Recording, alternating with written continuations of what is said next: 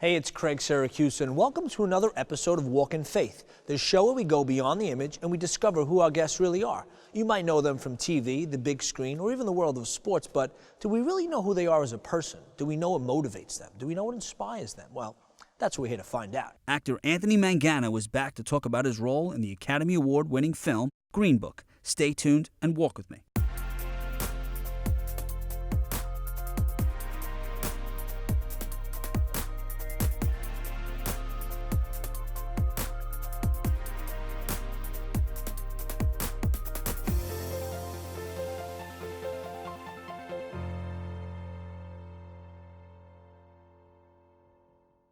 Anthony, thank you so much. Thank you, Craig. Thanks for bringing me on. Thank you for being on Walk in Faith. I know you've been on before. Yeah. Now, this is a new Anthony. I wasn't sure if I was going to have to call your agent or how it works now. In case people don't know, which I think by now everybody in the world knows, the film you were in, Green Book, which is phenomenal. Oh, thank you. It is a classic. It really is. It's a really great film. It won 3 Academy Awards, right? Yeah, 3 of them. It won for Mahershala Ali, one for Best Supporting Actor. Nick, my best bud for years, he won for the original screenplay, and it won Best Picture. And the odds, I wanted it to win Best Picture, but I was like a little skeptical. But when that night I went, you know what? I got a feeling, and I predicted this a year ago. My wife thought I was crazy. She says, "Don't say it. You're going to jinx it." I said, "No, T. I just got a feeling. The movie's too good." Too many things fell into place, Craig. I knew that the film was blessed right from the beginning, and because it never snows in New Orleans. And they had a snow scene. It was a snowstorm in New Orleans. Oh, my God. So they didn't have to bring it. It's like, you know. Do you remember, not to cut you off, but when we did, so Nick, for people that watch the network, Nick and I and you, we did a concert. Robbie Davidson. And you just said snowstorm. Prior to that, I kept saying the audio video company, I want snow machines. I want snow machines. And we rented snow machines, and it snowed. We had a blizzard. And it was a blizzard that day, and it turned out to be sort of a disaster in hindsight. It was one of the most beautiful things we ever shot. And I remember Monsignor Casada he was like frozen. When we performed Nick's song, New York City Christmas, it was a snowstorm. And when you see it, the Full way you circle. guys shot it, it looks phenomenal. I mean, we only had maybe about 15 people left because there were snowmen, but it looked great on camera. And now that song, tell you the truth, now that he won the Academy Award, who knows, it might be top charts. Are you still going to be able to sing the song? Of course he'll allow me to sing it, yes. What was the emotion like? I mean, I think everybody saw you on Facebook and Instagram. What's the emotion like now? What was it like that night? I was nervous a little bit, but I had to get everybody riled up, and so my emotions were high, keeping everybody together, like, you know, to say, look, you know what, you know, this is a great night, and look how far he's come, and like I'm getting a little teary-eyed now because I know how hard my friend struggled to get there. It's like, if you know somebody that's a good person, the guy never got married, he never had children, he had a heart attack 5 years ago. He had to pawn his stuff to get to New Orleans because they wouldn't give him the money yet that he was owed. Him and Brian pawned guitars and everything to get there. So when you look at a guy's life that went through all this, I remember when I was out there, I was running security, I would get Nick jobs, and Nick and I, we met. I'm going to go back to the very beginning. Our dads were friends. When Tony Lipp, who the movie's about, and everybody knows The Sopranos, he played Carmine on the show. He was the maitre d' and the bouncer at the Copacabana. My dad sang there and knew him from that nightclub and other nightclubs. So they were friends. And then 41 or 42 years ago, we were out somewhere, and there was Tony with Nick and my father and me, and Nick and I became friends. And we used to go on casting calls as kids. And I kid you not, we would go around in the rain and the snow, handing out pictures just to get extra work if you could. I wasn't even union yet. I was non-union. Nick was union. And I kept trying. And I tell this story because it's very funny. One year he slept at my house. So my mom was still alive. And we went to Bond's Disco. It was like 3 o'clock in the morning, wait online with hundreds, maybe 1,000 people. And we got inside, and there was like a phone booth with a mirror. And we had to stick our head in the mirror. This is, as degrading as this sounds, we did. Woody Allen supposedly was behind there. Supposedly. Nick got picked and I didn't. I said, it's a true story. And we knew each other all these years struggling. He was at my wedding. And he has been my friend for years. And then I went out to Hollywood, and his dad was with Mickey Rourke. They were like working together or something. And his dad took me all over Hollywood. I didn't know what I was doing. And Mickey signed me with his agent, and Lipp showed me everything. He did a different strokes, and he came to the taping and stuff, and it was great. And I came back to New York, then I moved out, and then I told Nick, you got to come out, and Nick moved out. I got him an apartment right next to where I was living with my wife. He came, and then we just stayed close, and then when I had the earthquake, I stayed with Nick as I moved back to New York, and he stayed out there. But You guys always have always this. been together, and I used to have Christmas and Thanksgiving and Easter. We were in a one-bedroom apartment, my wife and I. We were only in our 20s, and we would cook for 20, 30 people. I would rent tables, and everybody would come over for Christmas. We were tight. And Dolores and Tony, his mom and dad, would be there. When my daughter was born, they bought her first diaper bag, and so they were close with us. And he basically and I have kept friends for all these years. So to see him get to that point and to know what he went through, it was like I was winning it in a weird way. You're right.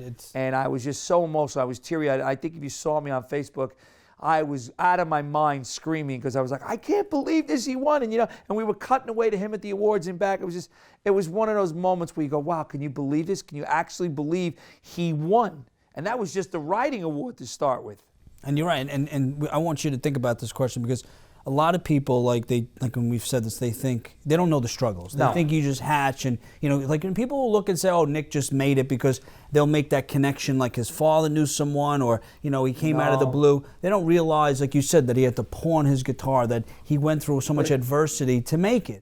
They just assume that it happens overnight. I'm going to tell you how people say things happen for a reason, and then you don't realize it, but down the road, well. When we were working nightclubs, and I was a doorman at a nightclub, the other writer, Brian Curry, Brian and I were friends. And I brought Nick in there to work. And then Nick and Brian became friends. So years later, Brian brings the script to Peter Farrelly. So it's like you don't know, or I would say don't burn a bridge because you don't know what God's planning down the road. Like a connection you made, you may not think anything of it today, down the road may come to fruition. And that, we were all friends, so it just was meant to be. So hold that thought. We'll be right back with Anthony Mangano.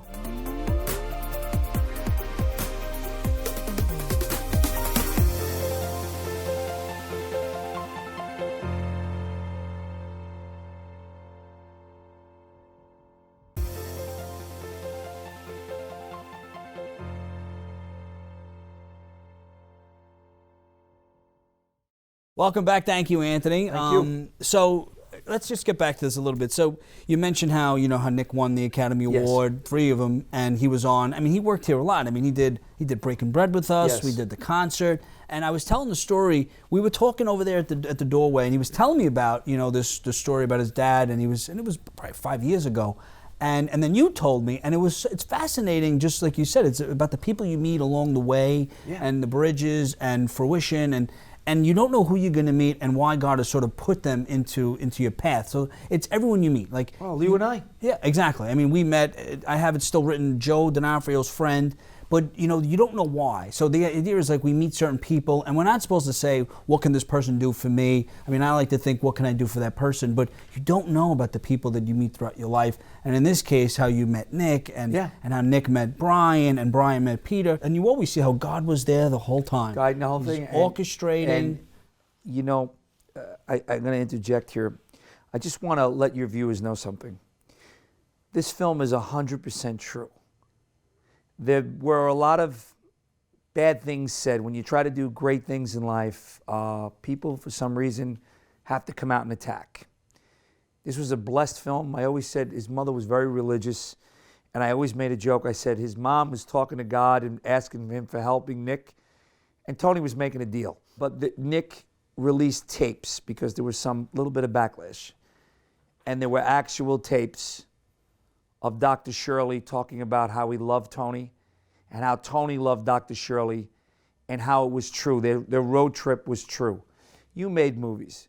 Sometimes you take a little liberty here and there to make a great film, but everything about the film was true. It was accurate, it was on the money, and they really cared about each other. They became the best of friends. They died within a few months of each other. They passed away.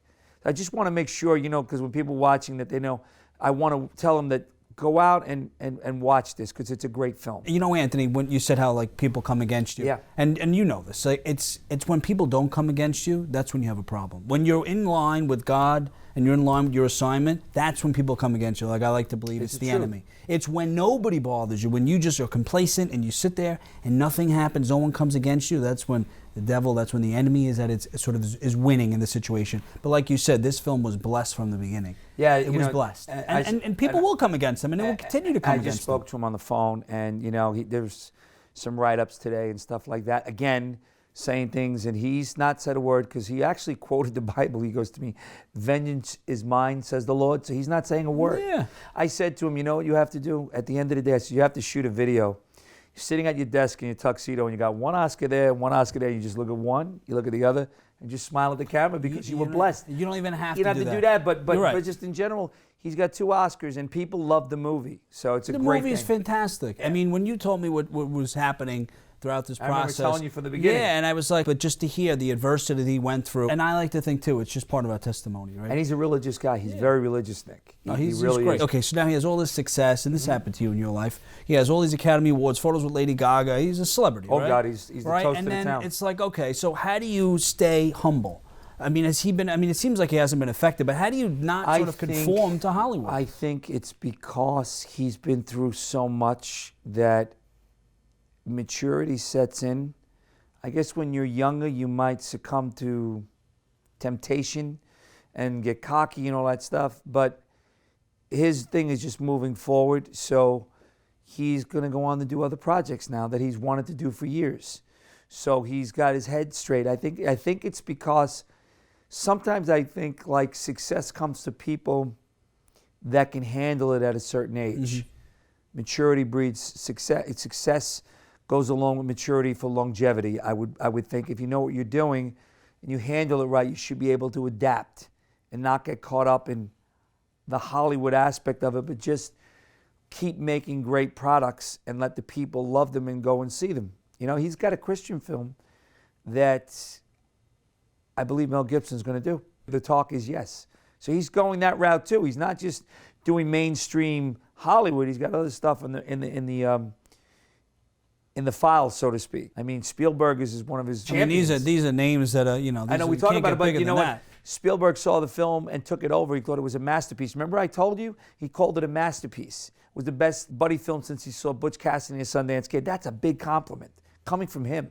So he loves Nick. So, you know, there's a lot of things that Nick's meeting with, I mean, Stallone, Gaga, amazing. Vince Vaughn. It's like a different ballgame, whereas before the Golden Globes, nobody... But all of that, I mean, yeah, it's wonderful. It is. But, Yeah. But what makes it so inspiring is that he never gave up. He never like a lost Rocky. his faith. Right? He continued. He built such a foundation. I mean, I know you guys spoke every day, and you always spoke about the Bible and passages, but he built such a strong foundation. He never gave up. And 35 years later, or 40 years later, Yeah. you know, and people don't understand. It's a sacrifice being in this business. I know Sure. the glamour and the glitz and all that, but it's a sacrifice. It's a lot easier to get a job and get a salary and not have to worry about how am I going to support my family. When we were working together, I was staying with him. We were like, there wasn't a lot of income at the moment. Man, we would make, his mother sent the recipe, and I would make this macaroni with red sauce and tuna. But I'd make a pot of it that it would last for a couple of days. And we were like, you know, you do what you got to do. You know, you struggle. And he struggled. Believe me, he struggled. He struggled. So his success, he's well-deserved. Well, you know what I pray for him now? I pray that he meets a good girl and he winds up maybe having a kid. Because then it's like that would ground him even more so. So that, you know, responsible, you know, being a dad, you know, when you have a child, your whole focus, you know, you're out, you got to concentrate on certain things. So that's my prayer for him. Not my wish, my prayer. Ultimate success, yes, but that would be it for him. But he sacrificed. He really did. And he deserves it. He's a good guy. He deserves that success. Anthony, when we come back, I want to hear more about you. We spoke about Nick for a while, but I want to hear about some of the projects that you're working on. I know we have City of Churches coming up, so we'll be right back with Anthony Mangano.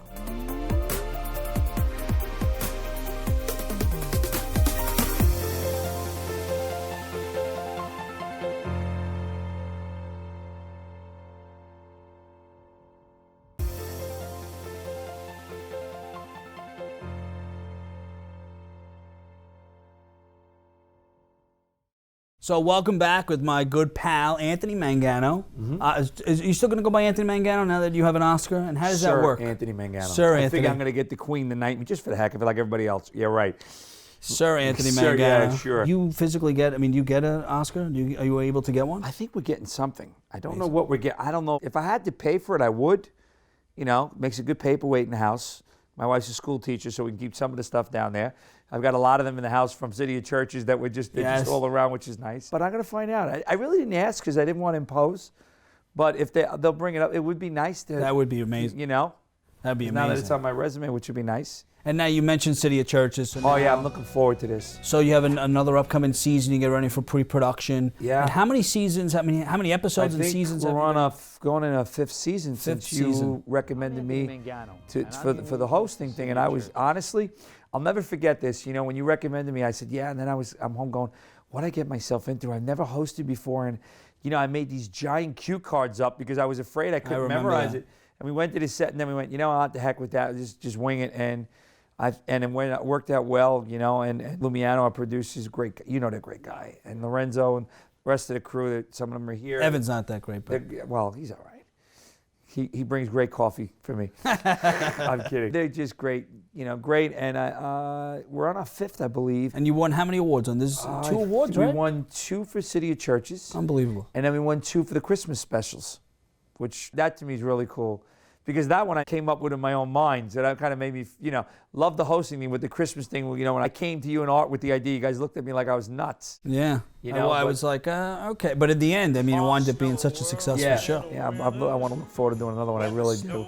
That's why I'm putting it out there now. I know. That's why I want to do the third one. He's cut me off, but I want a third one. Back to the show. So what else do you have going on? Now that you're in a film that won 3 Oscars. What do you have going on? Any films, projects that you could share with us? Any screenplays? I've got a screenplay that Nick's, 2 of them actually Nick's attached to, from way back. One's a Christmas special, Christmas movie. Sorry, snuck it in there. It's a Christmas movie, and it's called The Brooklyn Christmas. That's the title. We just won the Garden State Film Festival. We've won a lot of awards, and the thing hasn't even been made yet, just on the story. The story's really cute. I wrote it originally for Joe Mano and myself. Now, if we do it on the low end, we'd probably play the roles.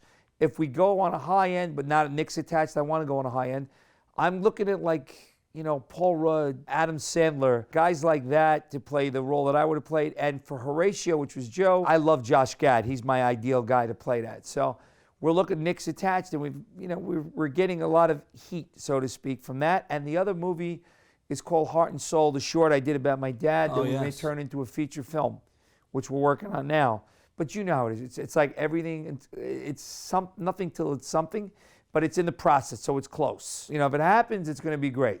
Well, Heart and Soul. I remember that we had that several times. That was a phenomenal film. Thank you. Yeah, it was a short black and white film, and that was your brother-in-law, right? The producer, director. Vinny's in LA, and he shot it, and it was a movie about my mom and dad, like Nick, but on a low scale. That was a lot, but I enjoyed doing that. We won a few awards and festivals and stuff like that. And now, eventually, hopefully, it'll turn into a feature. And I may be too old to play the role unless we do the CGI, where I may have a shot at it. Depends on the budget. So your father was also a nightclub singer, and at the it was Copacabana. Culper and everything. He was everywhere. My dad basically sang everywhere. I got stacks home. I used it in the movie too of all these newspaper clippings of where he was here. It would be like my father was here, and the late Jerry Vale was here, and Al Martino, and all these guys that were famous.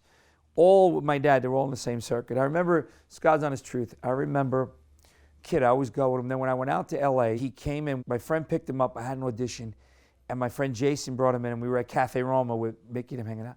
So my father walks in. My father's before he could walk, really handsome looking guy. He's a cross between Victor Mature and Amanda Sante. Very, very good looking man. Matinee idol type looking thing. And he walks in, and Al Martino looks, and Jerry Vale looks, and all these guys, they knew my dad, and they all came running over to him because they were all in, like that tight little circle when they were singing in a nightclub. So it was really cool. So, and, he's 89 now, he's pushing 90, but, the MS is reared his head, so he's basically wheelchair bound, but he's still going. He's still functioning, thank God. Did you ever play his music for him? Oh, yeah. I played for him, yeah. He sings, but he can't really, it's affected his vocal cords, the MS, a little bit. So he does the best he can, you know. So it's kind of, he loved the movie when we did it, you know. So it was a nice tribute to him and my mom, you know. Yeah. So if it goes to a full production, that'll be great. Great. We'll see. It's in God's hands. Now, you've been in this business 40 years, right? You said Yeah. that? So throughout these 40 years, what have you learned, and what could you say to someone that sort of wants to follow in your footsteps? What would you say to them? I would say that it's not easy. I don't want to lie to anybody. It's not my thing. You got to want it. You got to have a lot of scar tissue because you get rejected a lot, and you've got to have perseverance to, you know. There's a great line from Rocky Balboa, the movie. You know when he's talking to his kid, it ain't about how hard you get hit. It's about how hard you get hit and you get knocked out and get up. That's how winning's done. That's how champions win.